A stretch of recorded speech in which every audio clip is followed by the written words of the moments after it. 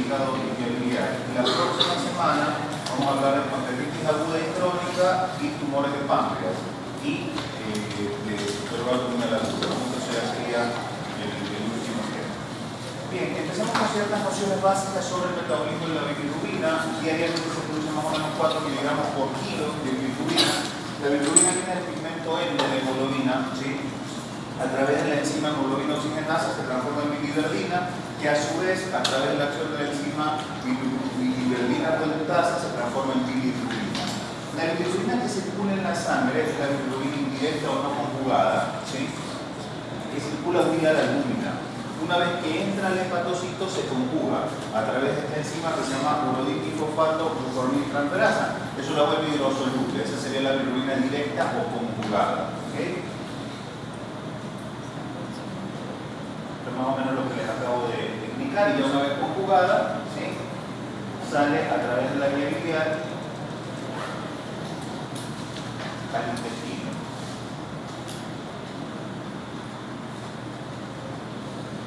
Ahora, en el colon, ¿sí?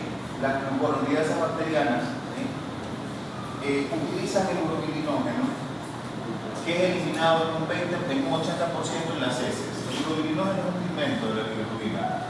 Cuando llega al intestino, ustedes deben haberlo escuchado por ahí en fisiología, se llama estercobilinógeno, pero es lo mismo, es el mismo pigmento, solamente que se llama urobilinógeno, cuando en la orina se llama estercobilinógeno, pero es la misma sustancia, ¿ok? Entonces esto es lo que le da color a la materia fecal, el urobilinógeno. El otro 20% viene a la circulación enterohepática. De ese 20%, el 18% van al hígado y sale por la bilis, y apenas el 2% se filtra por el riñón y sale en la orina. Entonces, esto es lo que explica, ¿sí? Que cuando hay obstrucciones al drenaje de la bilirrubina directa, se produzca coluria y acolia. Coluria es la coloración muy oscura, como Coca-Cola de la orina, y acolia son las heces claras, ¿sí? Porque si hay un déficit para el drenaje, no llega el urobilinógeno a la materia fecal, entonces la materia fecal no se pinta y queda pálida, ¿sí? O queda blanca. Y por el contrario, si esto no llega para acá, pasa a la circulación enterohepática, se absorbe una enorme cantidad y se filtra por el riñón no el 2, sino el 80%. Y es por eso que la orina sale oscura. ¿Okay? Esa es la diferencia, esa es la explicación de la coluria y la colia. Existen causas aisladas de aumento de bilirrubina, que tendríamos que empezar por determinar si son a expensas de bilirrubina directa o conjugada o indirecta o no conjugada, ¿no? Que es lo mismo.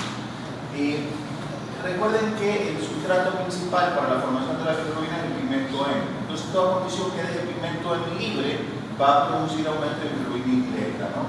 Por ejemplo, la hidrocolasa inefectiva por anemia perniciosa, queda libre el pigmento N, se forma bilirrubina. Hemólisis, transfusiones, drogas endovenosas que produzcan hemólisis, reabsorciones de hematomas, todo lo que deja libre el pigmento en forma de bilirrubina. Y luego hay defectos de captación, conjugación, de los que vamos a hablar más adelante, algunos relacionados con elevación de bilirrubina indirecta y otros con elevación de bilirrubina directa. Entonces, hablando de esto, tenemos mecanismos por los cuales se produce un aumento de formación de bilirrubina indirecta. Producción aumentada, ¿sí? Por pigmento en que queda libre, captación disminuida, ¿sí? O conjugación disminuida. Ya vamos a hablar un poquito más de eso, justamente ahora. Hay varios síndromes, no voy a detenerme demasiado en esto, esto es más un tema de neonatología, de pediatría, ¿sí? Pero por ejemplo, hasta aquí tenemos síndromes de hiperbilirubinemia, especies de bilirrubina puramente indirecta. Por un lado, la enfermedad de Gilbert, que tiene elevaciones mínimas, menos de 3. De hecho, para empezar a ver ictericia, ¿sí? Debe haber más de 3 de bilirrubina total, y acá son elevaciones mínimas. Esto es por un déficit de captación de urodipifosfato glucoroniltransferasa. Es una actividad disminuida de la enzima. Esto no requiere tratamiento, tiene muy buen pronóstico, pero lo que hay que saber que la persona lo tiene, porque si no puede marearse el médico que ve un examen cuando en el contexto de alguna otra patología ve una elevación de bilirrubina. En ese caso el paciente tiene que saber lo que tiene, ¿sí? Y saber, pues, y decírselo oportunamente al médico, pero esto ni siquiera requiere tratamiento, ¿okay?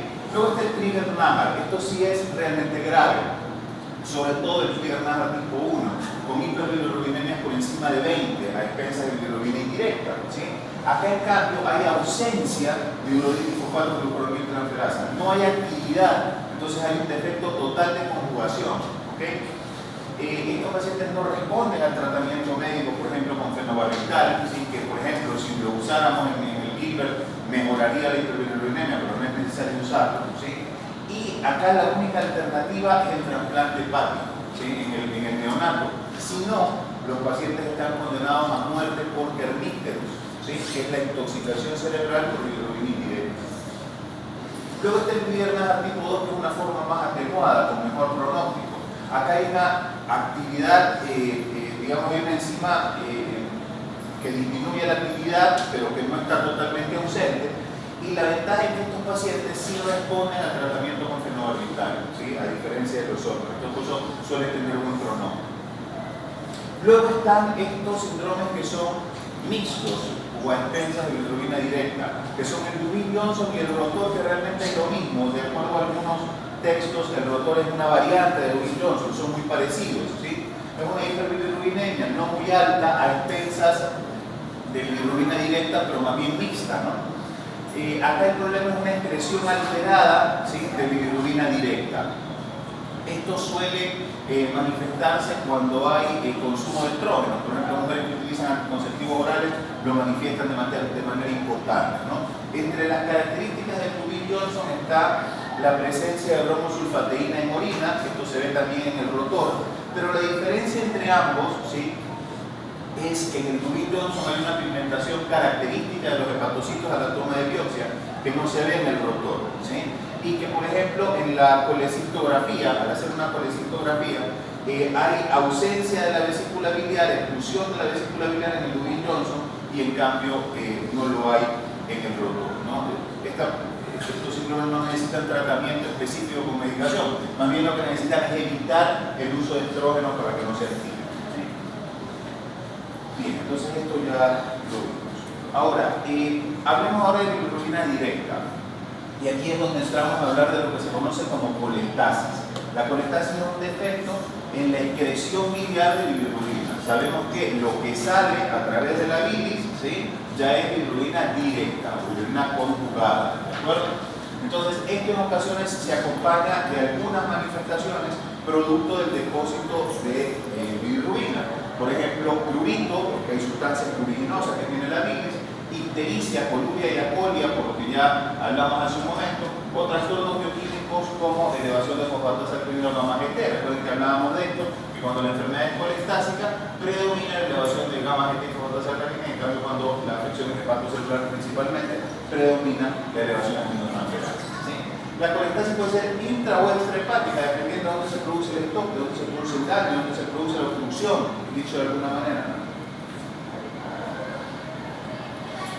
¿Cuáles son las causas principales de colestasis extrahepática? ¿Sí? La litiasis, ya vamos a hablar un poco más de eso. Obviamente, cuando hablamos de una litiasis, estamos hablando de un cálculo que está en la vía biliar extrahepática, sobre todo cuando estamos hablando del coledo. Entonces, es el punto más frecuente en donde esto ocurre, ¿no? Pero también puede ser la confluencia de los hepáticos a la salida, pero básicamente es en el coledo.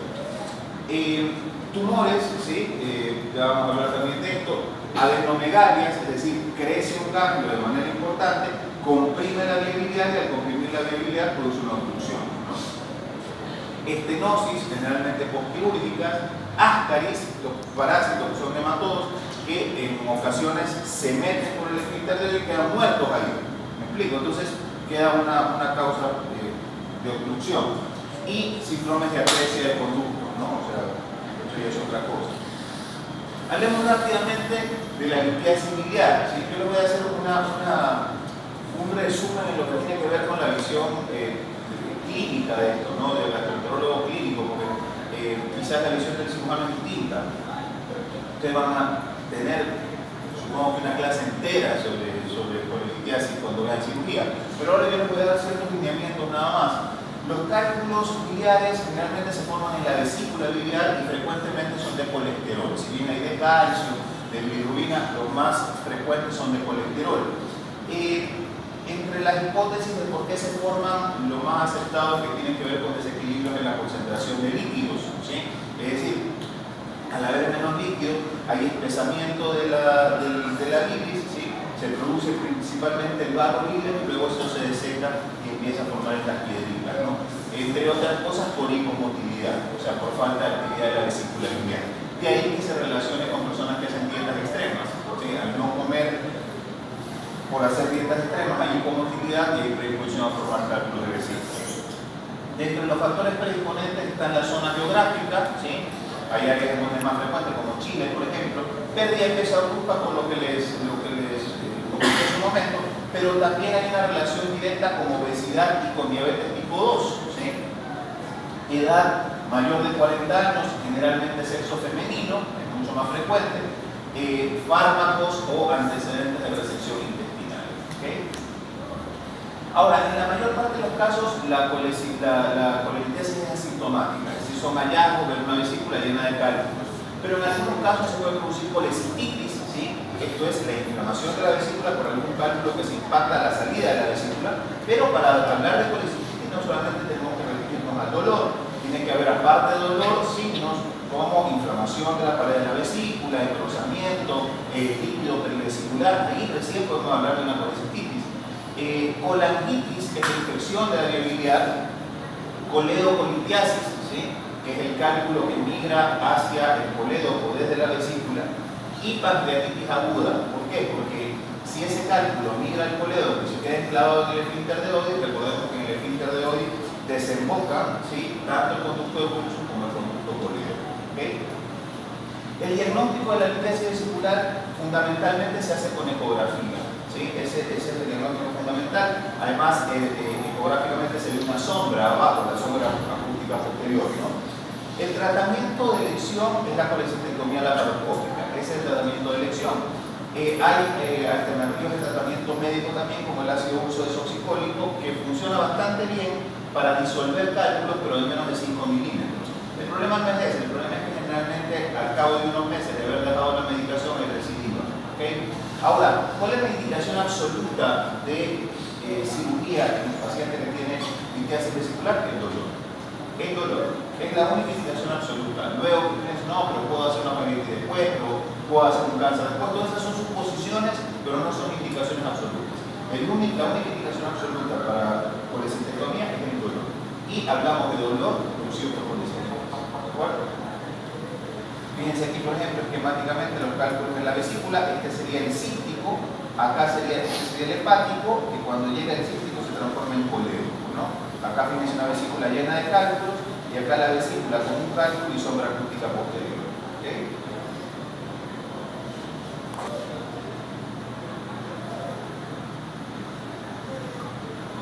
Fíjense acá en cambio en el colédoco cálculos. ¿Okay? Y acá también el colédoco lleno de cálculos. O sea, aquí hay que extraer los cálculos, aquí sí con colagio retrógrada, ¿no? Si es que el paciente no tiene vesícula. Si el paciente tiene vesícula, hay que hacer colecistectomía y allí idealmente el cirujano drenar la vía biliar, ¿no? Eso es sumamente discutible. Fíjense acá en una colágeno de resonancia, un cálculo en el colédoco, en está la vesícula. Los otros son tumores. Hablamos fundamentalmente de tumores que ocupan espacio, sobre todo tumores de cabeza de páncreas, ¿no? El duodeno abraza la cabeza del páncreas. Entonces, si crece un tumor a expensas de la cabeza del páncreas, va a comprimir el drenaje de la vía biliar y va a producir ictericia, ¿okay? Por colestasis. Siempre que ustedes vean una tomografía, encuentren el páncreas a la salida de la mesentérica superior. Aquí está la aorta, ¿no? Encima de la mesentérica superior, que es esto que ven acá, van a ver el páncreas. Y aquí, por ejemplo, está un tumor en la cabeza del páncreas. ¿Okay? Esto en cambio es un ampuloma, ¿sí? Un tumor de ampolla de Vater. Obviamente tenemos un tumor en la ampolla de Vater, vamos a impedir el drenaje a través de la ampolla de Vater. Esto en cambio es un ascaris, lo que les decía hace un momento. Está en el duodeno. Y luego tenemos causas de colestasis intrahepática, ¿sí? Aquí tenemos algunos grupos de causas. El primero, trastorno de conductos biliares intrahepáticos. Y aquí tenemos algunas cosas de las que ya hemos hablado. Por ejemplo, colangitis biliar primaria, colangitis pilosantes primaria, colangitis autoinmune, ¿sí? Que habíamos dicho en las enfermedades colestásicas, fundamentalmente. Pero luego hay otras causas que podrían estar vinculadas con esto, ¿sí? Enfermedades infiltrativas, ¿sí? ¿sí? De depósito de sustancias que producen compresión e impiden el drenaje adecuado, ¿no? Como por ejemplo la sarcoidosis, el HIV, el linfoma, la histiocytosis, que es de células de Langerhans, ¿sí? Y también la enfermedad de injerto contra huésped, que es una condición que se da a veces después de un trasplante de médula ósea o como un rechazo de trasplante hepático, ¿sí? El rechazo agudo del trasplante hepático es hepatocelular, pero ya el rechazo a mediano plazo es ductopénico, ¿sí? Es vital. Luego hay causas metabólicas, drogas, fíjense, gran cantidad de drogas que pueden producir colestasis, pero también la colestasis del embarazo, ¿sí? Por un tema hormonal, ¿sí? no claro, se produce colestasis ictericia que cede después del parto, ¿okay? Y también causas vinculadas con esto, la alimentación parenteral, por razones como las que ya hemos hablado antes, por falta de utilización de la vía biliar. Hay causas también infecciosas como la leptospirosis, o sea, no me refiero a las causas de las hepatitis virales típicas, y luego cualquier causa de hepatitis, como las que ya hemos hablado en otro momento, puede producir colestasis. Existe también la colestasis intrahepática benigna recurrente, que se llama también criptogenética, es decir, que no tiene una causa clara, y enfermedades infiltrantes hepáticas como el linfoma, la amiloidosis, la hiperurinofilia, hemocromatosis, la enfermedad de Wilson, que como habíamos dicho en algún momento, o sea, la clase anterior, tienen componente colestásico, pero son principalmente hepatocelulares. ¿Okay? Y luego tenemos síndromes de colestasis en la infancia o anomalías congénitas. Acá tenemos ciertas enfermedades como por ejemplo citomegalovirus, rubiola, herpes o sífilis transmitidas por el canal del parto, o toxoplasmosis por las mascotas, ciertos defectos metabólicos como el déficit de alfa-1-antitripsina del que habíamos hablado, o la fibrosis quística. La fibrosis quística es una enfermedad que produce aumento de, o sea, digamos, disminución de la fluidez, esa sería la palabra, ¿no? Espesamiento de las secreciones, entre esas la bilis, ¿okay? Ciertas alteraciones cromosómicas y colangiopatía intrahepáticas. Estas son muy parecidas entre sí, ¿no? A la GIL, Bailler, que tienen que ver con conductos biliares. Pero quiero hacer especial, tengo una especial atención a esto que se llama enfermedad de Caroli, ¿sí? Que forma abollonamientos, hace formaciones circulares. Fíjense cómo se ve una enfermedad de Caroli, ¿no? Entonces, en estos abollonamientos, primero que hay arremolinamientos de bilis que no se puede drenar adecuadamente y luego pone la formación de cálculos también, ¿no? Bien, ¿cómo manejamos o cómo nos enfocamos frente a un paciente que tiene ictericia? Bueno, hay que ver ciertas cosas, ¿no? Por un lado es importante saber si tiene fiebre, escalofríos, dolor agudo, exquisito, eso es más sugerente de una patología reciente. Factores de riesgo, si sabemos que ya el paciente tiene una hepatopatía crónica, anorexia, la posibilidad, por ejemplo, de que haya hecho cálculos por haber estado sin comer, antecedentes familiares o personas que si tuvieran una cicatriz, por ejemplo, reciente, es probable que haya sido una complicación por algún pinzamiento durante la cirugía de la vía biliar. Las masas palpables generalmente son cuadros agudos, ¿no? No me refiero, por ejemplo, a un tumor de páncreas que es difícil de palpar. A veces hay una vesícula hidrópica, ¿no? Una vesícula muy grande, digamos, ¿no? Entonces se palpa en el hipocondrio derecho y es un cuadro agudo. Luego ya si vemos manifestaciones de hipertensión portal o signos de hepatopatía crónica, como lo que hablamos en la clase anterior, pues eso nos hace pensar más en un cuadro crónico, ¿no? En un paciente que tiene enfermedad crónica. Existen ciertas características clínicas, ¿sí? Secundarias a la colestasis. Las unas por acumulación de sustancias, ¿sí?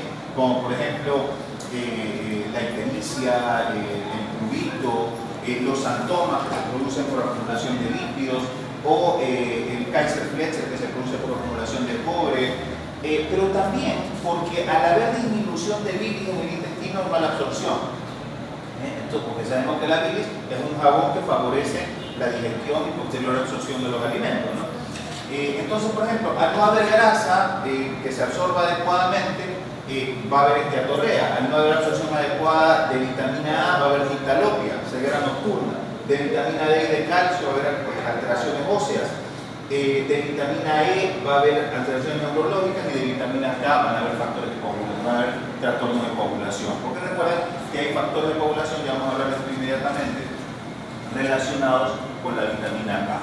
Entonces, ¿cómo manejamos inicialmente un laboratorio de un paciente que tiene ictericia? Pedimos bilirrubina, sabemos que la bilirrubina no va a salir alta, ¿no? Pero el objetivo no es ver si la bilirrubina está alta, sino ver qué fracción de bilirrubina está alta. Entonces tenemos que pedir bilirrubina total, pero también bilirrubina directa y bilirrubina indirecta.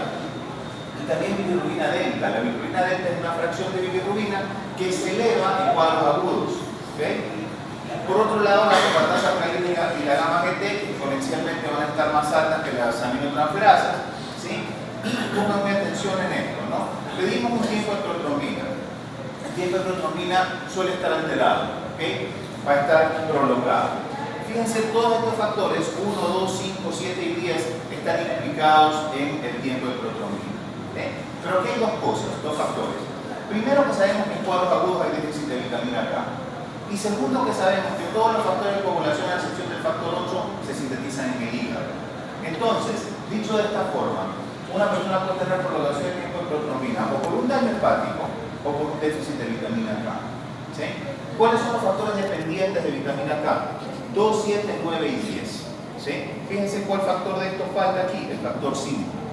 Entonces, una forma de determinar si la prolongación del tiempo de protrombina es por una hepatopatía crónica o por un déficit agudo de vitamina K, es cuantificar el factor 5. Si tenemos un tiempo de protrombina prolongado con un factor 5 normal, entonces sabemos que al ponerle vitamina K a este paciente seguramente va a mejorar. Pero si tenemos un tiempo de protrombina alterado con un factor 5 bajo, este paciente no va a mejorar con vitamina K, porque el problema no es de vitamina K, sino de falla hepática crónica. ¿Sí?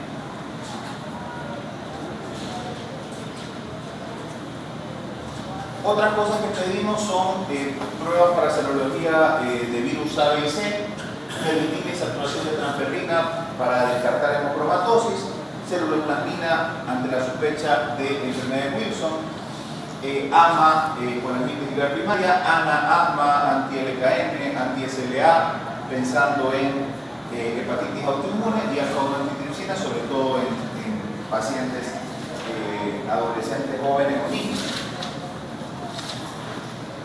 Entonces, en función de eso, si tenemos un paciente con dolor abdominal, fiebre, escalofrío, antecedentes de cirugía previa, en edad avanzada ocurre, es más sugerente pensar en una ictericia obstructiva.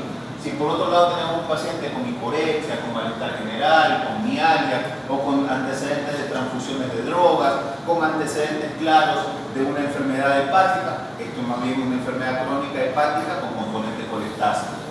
El paciente con enfermedad hepática crónica va a tener los signos típicos de hepatopatía crónica y hipertensión portal, de lo que hablamos en la clase anterior, mientras que el paciente con ictericia obstructiva tiene un dolor exquisito, tiene una cicatriz abdominal, probablemente por una cirugía previa, tiene fiebre y probablemente va a tener una masa palpable por un aumento del tamaño de la vesícula. En cuanto al laboratorio, la enfermedad hepática va a predominar con aumento de aminotransferasas, mientras que la enfermedad puramente colectásica va a predominar con aumento de bilirrubina directa, de fosfatasa alcalina y de gamma GT. Y luego está el tema del tiempo de protrombina, que como habíamos dicho, en la enfermedad hepática crónica no mejora con vitamina K y en cambio en la enfermedad obstructiva aguda sí mejora con vitamina K. La colangitis es la complicación infecciosa posterior a la colestasis, ¿no? Pacientes que a veces al abrir el conducto drenan pus directamente, ¿no? Entonces, hay una triada, que es la triada de Charcot, para el diagnóstico de colangitis aguda, que eso es ictericia más dolor abdominal y más fiebre. ¿Okay? Si a eso se le suman sepsis y compromiso del estado de conciencia, eso se llama pentada de Reynolds, triada y pentada, ¿no? 3 o 5 manifestaciones. Hablemos ahora de pruebas diagnósticas de imagen, porque no hemos hablado de nada de eso, hablamos hasta el laboratorio. Entonces, tenemos como prueba de entrada siempre la ecografía. La ecografía es un método que nos permite ver el calibre de la viabilidad, nos permite ver cálculos, ¿sí? Cálculos de colesterol, tanto en la vesícula como en el colédoco, y nos permite ver masas ocupantes tanto intra como extrahepáticas siempre y cuando tengan más de 1 centímetro. No es invasiva, es barata, ¿sí? Es un muy buen examen de entrada. ¿Okay? Luego tenemos la tomografía. La tomografía generalmente cuando no tenemos un diagnóstico claro ecográfico, ¿sí? porque puede detectar masas más pequeñas. Ahora, en cuanto a cálculos, solamente ve los cálculos calcificados, ¿sí? Es más costosa y en estos casos se requiere contraste endovenoso, ¿okay? Luego tenemos la colangio retrógrada, que habíamos dicho ya en clases anteriores, yo les había adelantado que hoy en día es una alternativa de tratamiento más que diagnóstico, ¿no? Pero si queremos usarla como diagnóstico, nos va a servir, por ejemplo, en los casos en los que tenemos que hacer biopsia o cepillado de lesiones preanculares. Es más costosa, requiere anestesia, evidentemente es más hoy en día una opción terapéutica, ¿sí? Y el problema es que tiene una morbimortalidad de hasta un 3%, ¿okay? Y luego está la colangiografía transparieto-hepática, es decir, esto se hace a través de la piel. En un paciente que debe tener dilatación de vía biliar intrahepática, se canula la vía biliar intrahepática desde la piel, obviamente con vía ecográfica, ¿sí? Sobre todo en obstrucciones proximales. Es decir, en lugar de entrar desde abajo, se entra desde arriba. ¿Okay? Esto también da una opción terapéutica, pero también tiene una morbimortalidad de un 3%. Entonces, hasta aquí, ¿qué tenemos? Tenemos dos técnicas muy seguras, ¿sí? Como la ecografía y la tomografía sin morbimortalidad, pero que tienen, si bien una especificidad interesante, una sensibilidad baja, ¿okay? Y tenemos dos pruebas que tienen fantástica sensibilidad y especificidad, que son la colangio retrógrada y la colangio transparente hepática, pero con una morbimortalidad alta. Hablar de un 3% en una prueba diagnóstica es altísimo, ¿sí?